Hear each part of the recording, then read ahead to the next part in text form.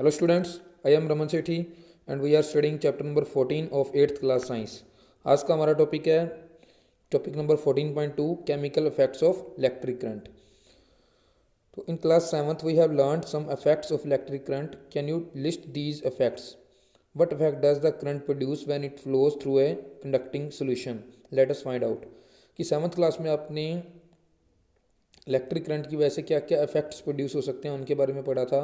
तो वो क्या क्या इफेक्ट्स थे. एक तो था heating effect of electric current, कि करंट फ्लो करवाते हैं जब किसी डिवाइस में या किसी वायर में, तो उसके अंदर से हीट प्रोड्यूस होती है. ठीक है, एक तो ये था.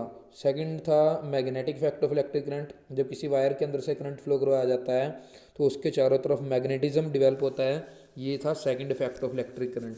और एक third effect of electric current बताया गया था chemical effects of electric current, जिसके बारे में हमने 7th क्लास में नहीं पढ़ा था, जस्ट हमें नाम बताया गया था.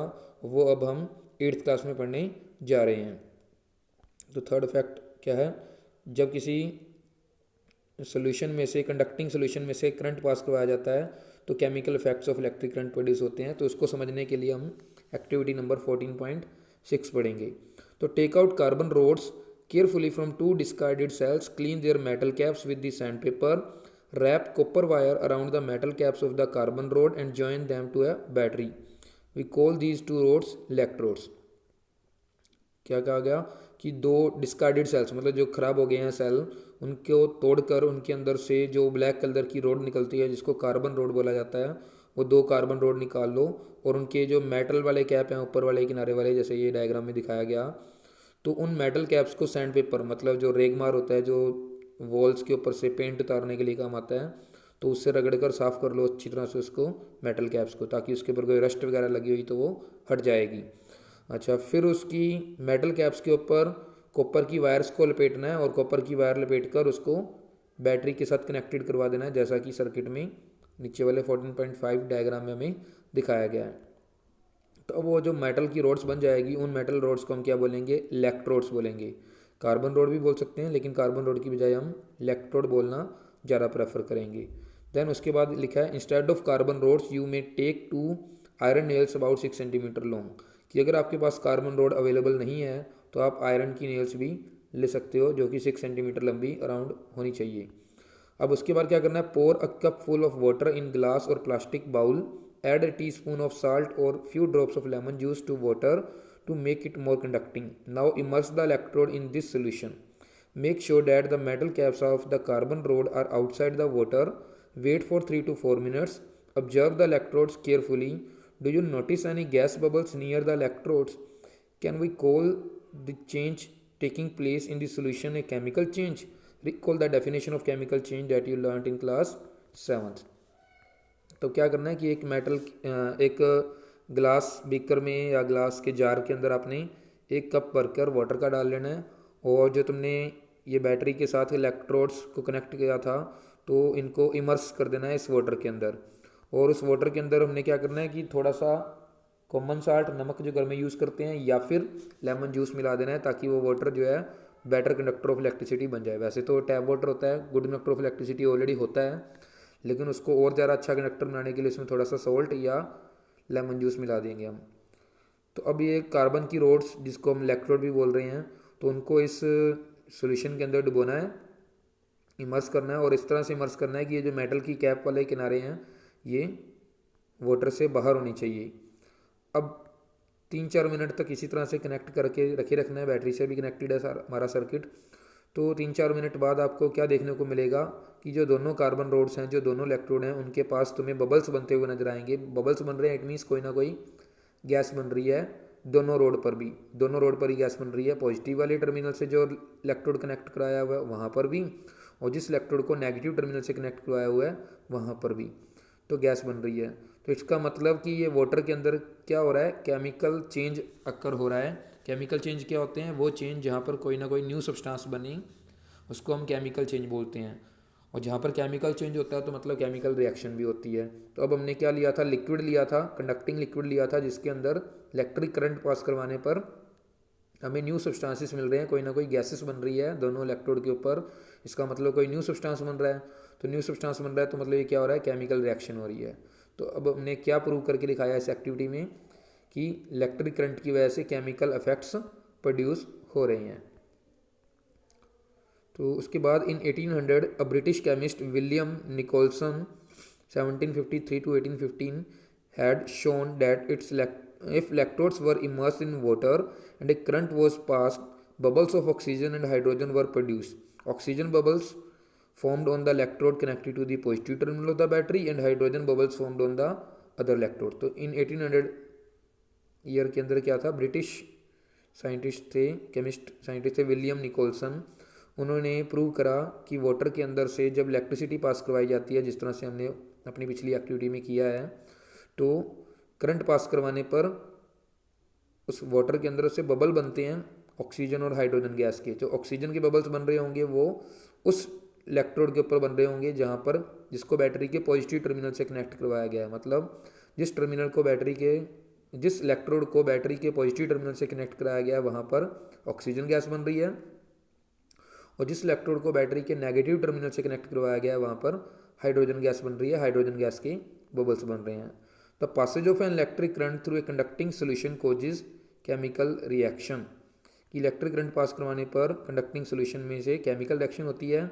तो as a result bubbles of gas may be formed on the electrode despite of metal may be seen on the deposits of metal may be seen on the electrode, changes of colour of the solution may occur, कि जब किसी solution में से electricity pass करवाई जाती है तो chemical reaction होती है, तो जिसकी वजह से क्या कुछ हो सकता है कि या तो जो इलेक्ट्रोड हैं उसके अराउंड बबल्स बनेंगे गैस के, जैसा कि अभी हमारी पिछली एक्टिविटी में हो रहा है, या फिर ऐसा भी हो सकता है कि जो इलेक्ट्रोड्स के अराउंड मेटल्स डिपॉजिट होनी शुरू हो जाए, मेटल इकट्ठी होनी शुरू हो जाए इलेक्ट्रोड के ऊपर, या फिर ये भी हो सकता है कि जो सोल्यूशन हमने जो लिया था कंडक्टिंग सोल्यूशन उसका कलर चेंज हो जाए।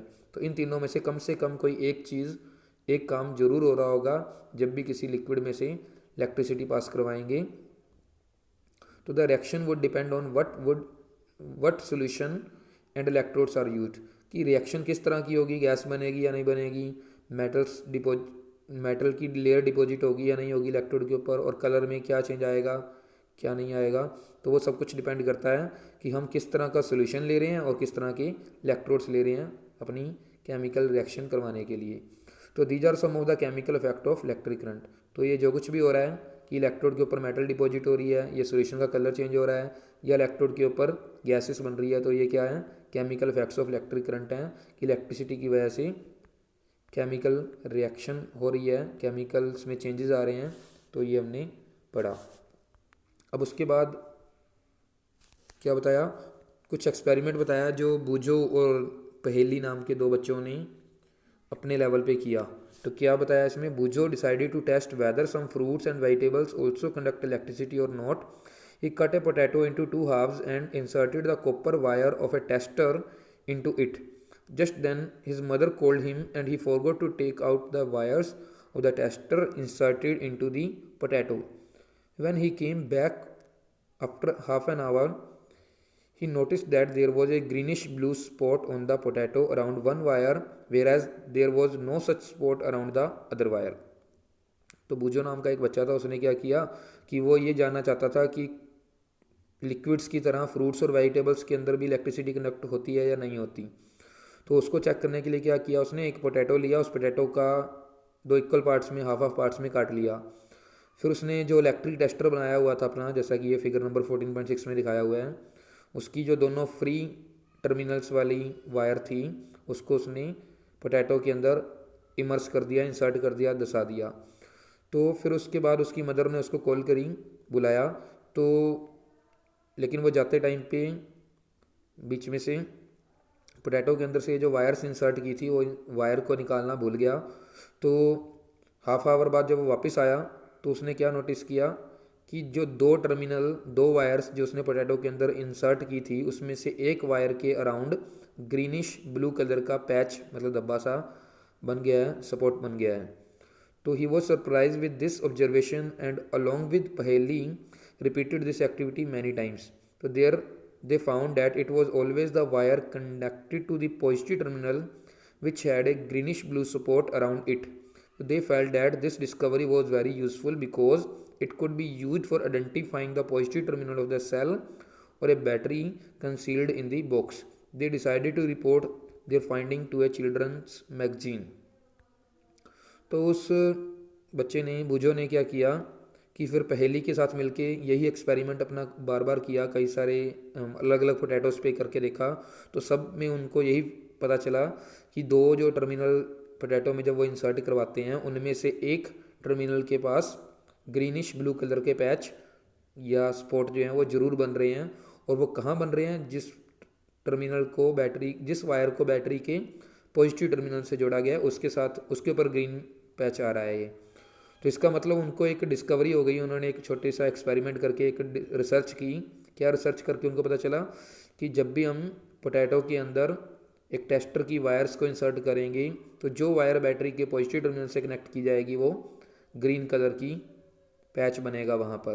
तो यहाँ पर उन्होंने एक कंक्लूजन निकाला, एक रिजल्ट निकाला, क्या कि जब एक बैटरी को मान लो किसी बॉक्स में बंद कर रखा हो और उसके ऊपर हमें पता ना चल रहा हो कि कौन सा टर्मिनल बैटरी का पॉजिटिव है और कौन सा टर्मिनल बैटरी का नेगेटिव है, तो हम क्या कर सकते हैं, उस टेस्टर के दोनों टर्मिनल्स को, दोनों वायर्स को पोटैटो में इंसर्ट कराओ और जहाँ पर ग्रीन कलर का पैच आएगा वो पॉजिटिव टर्मिनल और जहाँ पर पैच नहीं बन रहा वो नेगेटिव टर्मिनल। तो उन्होंने अपनी इस डिस्कवरी को अपने स्कूल की चिल्ड्रन मैगजीन जो छपती है उसके अंदर प्रिंट करवाने की सोचा। उन्होंने स्कूल चिल्ड्रन मैगजीन के अंदर अपनी इस रिसर्च को छपवाया। तो remember that Boojho set out to test whether potato conducted electricity or not. तो अब देखो करना क्या था उन्होंने, बुजो ने, वो ये करना चाह रहा था कि पोटैटो में इलेक्ट्रिसिटी कनेक्ट होती है या नहीं होती। लेकिन उसने करा क्या, what he found was that current produced a chemical effect in potato. तो उसने प्रूव ये कर लिया कि पोटैटो के अंदर करंट की वजह से केमिकल इफेक्ट क्रिएट होता है जिसकी वजह से वहाँ पर ग्रीन कलर के पैच बन रहे हैं। To him this was very exciting. तो उसके लिए ये बहुत इंटरेस्टिंग चीज़ थी जो उसने एक्सपेरिमेंट किया। In fact this is how science sometimes work. तो ऐसा ही साइंस के अंदर होता है बहुत बार कि you are looking for something and you discover something else. Many important discoveries have been made in this method.